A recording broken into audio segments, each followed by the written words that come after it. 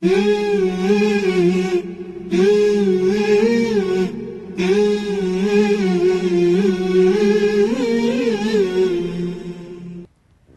اللہ الرحمن الرحیم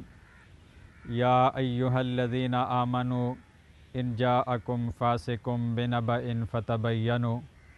ان تصیبوا قوما بجہالۃ فتصبحوا علی ما فعلتم نادمین۔ میرے محترم بھائی اور دوستو، آج جب ہم سوسائٹی میں نظر دوڑاتے ہیں تو ہمیں چاروں طرف بدگمانیاں ہی بدگمانیاں نظر آتی ہیں۔ ہر شخص دوسرے سے بدظن، دوسرے سے بدگمان نظر آتا ہے، اور سوسائٹی میں طرح طرح کی باتیں کی جاتی ہیں کہ جن کی کوئی حقیقت نہیں ہوتی، جن کا حقیقت کے ساتھ کوئی تعلق نہیں ہوتا، محض سنی سنائی باتوں کو آگے پہنچا دیا جاتا ہے، آگے پھیلا دیا جاتا ہے، اور اس طرح ایک ایسی بات جس کا حقیقت کے ساتھ کوئی تعلق نہیں ہوتا،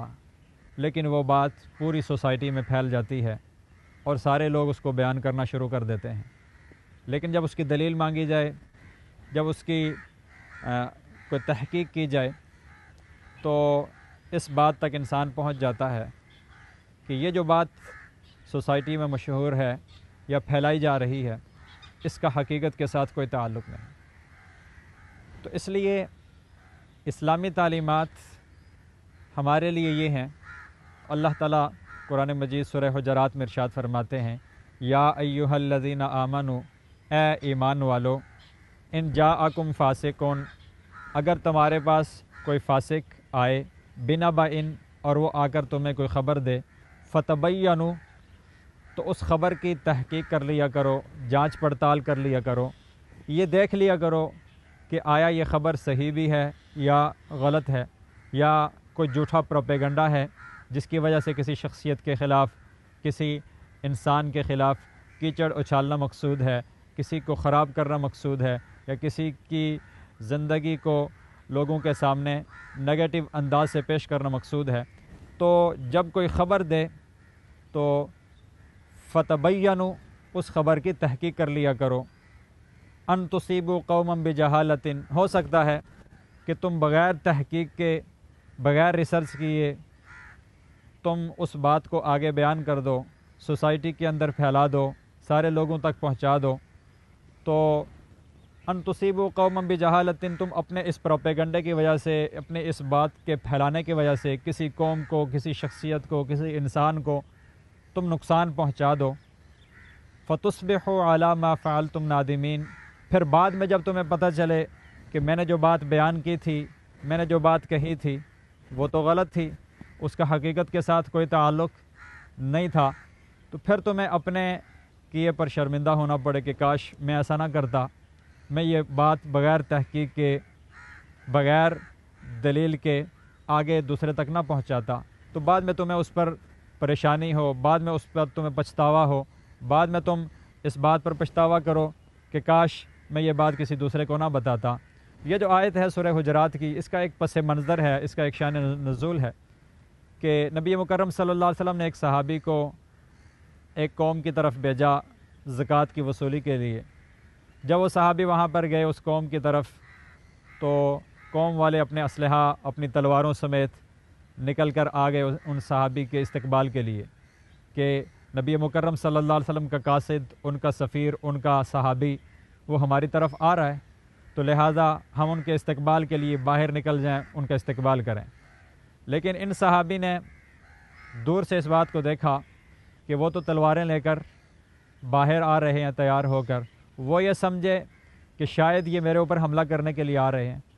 تو انہوں نے بات کی تحقیق نہیں کی، ان تک گئے نہیں، اس قوم تک، اور راستے ہی سے وہ واپس ہو گئے،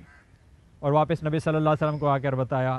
کہ وہ لوگ تو اسلام سے منکر ہو چکے ہیں، زکوٰۃ تو وہ نہیں دیں گے، میں جب ان کی طرف جا رہا تھا تو وہ تو تلواریں لے کر مجھے مارنے کے لیے، مجھ پر حملہ کرنے کے لیے نکل آئے۔